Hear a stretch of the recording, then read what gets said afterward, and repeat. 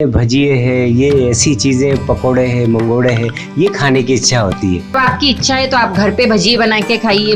दोस्तों, वर्षा ऋतु में खान पान कैसा हो, डॉक्टर चेतना वाजपेयी से हम जानते हैं। आप फिजिकल फिटनेस की विशेषज्ञ हैं, फिजियोथेरेपिस्ट हैं, एडवांस डाइट और न्यूट्रिशन का प्रशिक्षण प्राप्त है। तो आइए डॉक्टर चेतना वाजपेयी से इस विषय पर बातचीत करते हैं। नमस्ते। नमस्ते। आपसे हम सबसे पहले ये जानना चाहेंगे कि बारिश के सीजन में आहार व्यवस्था कैसी होनी चाहिए, कृपया इस संबंध में आप बताइए। जैसा कि आप सब जानते हैं कि बारिश का मौसम जो रहता है उसमें इन्फेक्शंस और मच्छरों से जो बीमारियां होती हैं या बैक्टीरिया बहुत जल्दी पनपते हैं नमी के कारण। तो यह मौसम इस तरह से रहता है कि हमें जल्दी इन्फेक्शन होता है ना। जैसे फूड पॉइजनिंग हुआ, एसिडिटी हुई, बाहर का खाना खा लिया कर लिया, तो यह समय ऐसा होता है कि हमारी रोग प्रतिरोधक क्षमता बहुत कम हो जाती है, हमारी इम्यूनिटी लो रहती है। तो इस मौसम में हमें खान पीन पर अपना ज़्यादा विशेष ध्यान रखना चाहिए।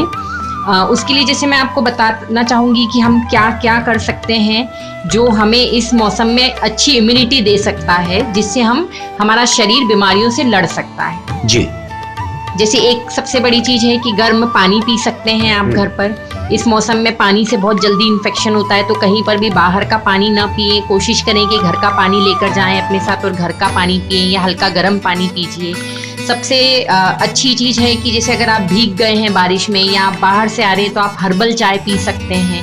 जो अपनी हर्बल चाय है वो एंटी बैक्टीरियल और एंटीवायरल गुण से भरी हुई होती है, तो आप हर्बल चाय पी सकते हैं। उसमें आप जैसे देखते हैं हमारे किचन में जो मसाले हैं वो जादुई मसाले हैं, है ना। तो अगर आप चाहें तो अपने गर्म पानी को करके उसमें आप लौंग डाल लीजिए, हल्की सी दालचीनी डाल लीजिए, इन सबको थोड़ा सा उबाल कर एक काढ़ा जैसा बनाकर पिएंगे तो आपकी इससे भी इम्यूनिटी अच्छी रहेगी।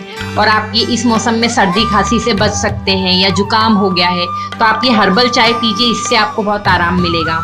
आप अपनी डाइट में फ्रूट्स बिल्कुल इंक्लूड करिए, विटामिन सी वाले फ्रूट्स इंक्लूड करिए, जिससे आपकी इम्यूनिटी बेहतर हो। जैसे आप जामुन ले सकते हैं, अनार ले सकते हैं, संतरा ले सकते हैं, नींबू ले सकते हैं, एप्पल केला ले सकते हैं, ये अपनी डाइट में शामिल करिए। फिर इसके बाद आप अदरक और शहद लीजिए। इस मौसम में अदरक वाली चाय लीजिए, अदरक शहद को मिलाकर लीजिए, जिससे खांसी सर्दी ना हो। हल्दी वाला दूध रात में बिल्कुल लीजिए इस मौसम में, ताकि आपकी इम्यूनिटी बढ़े। आप प्रोटीन शामिल करिए अपनी डाइट में। सबसे मेन चीज़ है जो हम लोग मतलब अधिकतर लेडीज़ तो ये चीज़ मिस ही कर देती है कि हमको पनीर अच्छा नहीं लगता है, हमको दूध अच्छा नहीं लगता है। तो पर लेडीज़ से मैं ये रिक्वेस्ट करूँगी कि आप भी और मतलब सभी बच्चों को भी, सभी को अपनी डाइट में प्रोटीन ज़रूर इस्तेमाल करना चाहिए। तो प्रोटीन में जैसे दाल, दूध, दही, पनीर, अंकुरित, ये सब आप इसमें बिल्कुल इंक्लूड करिए अपनी डाइट में। ध्यान रखने योग्य खास बातें क्या हो सकती है वर्षा ऋतु में? एक तो ये है कि जैसे बाहर का खाना खाने से बचें आप। बाहर का खाना जितना कोशिश करें कम खाइए। हाइजीन का बहुत ध्यान रखिए, घर में साफ सफाई का ध्यान रखिए। खुले में कोई भी चीज़ मत रखिए जिस पर मच्छर मक्खियाँ बैठ सके। अपना घर का पानी पीजिए, ठंडी चीज़ें मत खाइए और सही डाइट फॉलो करिए। हमेशा खाने से पहले हाथ धोइए। हरी सब्जियाँ थोड़ा खाने से बचें इस मौसम में, और अगर आप खाते भी हैं तो बहुत अच्छे से धोकर खाइए सारी सब्जियों को।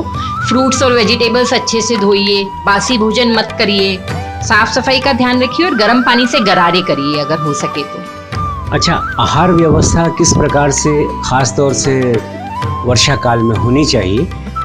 जैसे गर्मी में अलग होती है, ठंड की ऋतु में अलग होती है, तो वर्षा काल में किस प्रकार से आप सजेस्ट करेंगी कि आहार व्यवस्था कैसी हो, खान पान? नहीं, जैसे मैंने अभी आपको सारी चीज़ें बताई कि ये सब अपनी चीज़ें अपनी डाइट में इंक्लूड करिए। और सबसे मेन आपको इस चीज़ में मतलब बारिश के मौसम में साफ़ सफाई का बहुत ध्यान रखना है और बासी भोजन नहीं करना है अपने को। जो भी चीज़ लाएं ताज़ी यूज़ करिए, ताज़ी इस्तेमाल करिए, ताज़ी खाइए और बस अपनी इम्यूनिटी पे ध्यान दीजिए कि अपनी इम्यूनिटी सही डाइट फॉलो करते रहिए। एक सवाल और मेरे मन में आ रहा है कि बरसात के मौसम में जब पानी गिरता है और इस तरह का एक लुभावना मौसम हो जाता है, तो तली चीज़ें, भजिए है, ये ऐसी चीज़ें, पकोड़े हैं, मंगोड़े हैं, ये खाने की इच्छा होती है। जी बिल्कुल सही है आपकी। और ये चीजें खानी भी चाहिए, ऐसा नहीं है कि हमें बिल्कुल छोड़ देनी चाहिए, पर बनते कोशिश करिए कि ये सब चीजें हम थोड़ा बहुत जो ले रहे हैं ये सब चीजें हम घर की ले। मतलब आपकी इच्छा है तो आप घर पे भजिए बना के खाइए, मूंग के भजिए, घर पर आप भुट्टा खाइए, ये सारी चीजें आप घर का इस्तेमाल करें।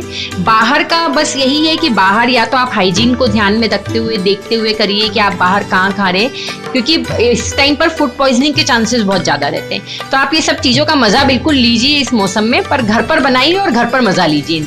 बहुत अच्छी बातें बताई आपने। अब चलते चलते क्या खास आप हमारे सुनने वालों को कहेंगी?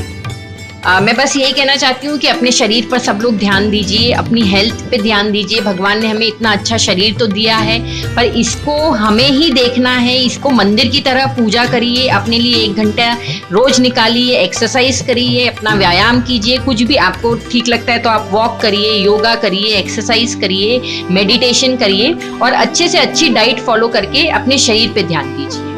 बहुत बहुत धन्यवाद डॉक्टर चेतना वाजपेयी जी, आपने इतनी अच्छी जानकारी हमारे सुनने वालों को दी। आपका बहुत शुक्रिया।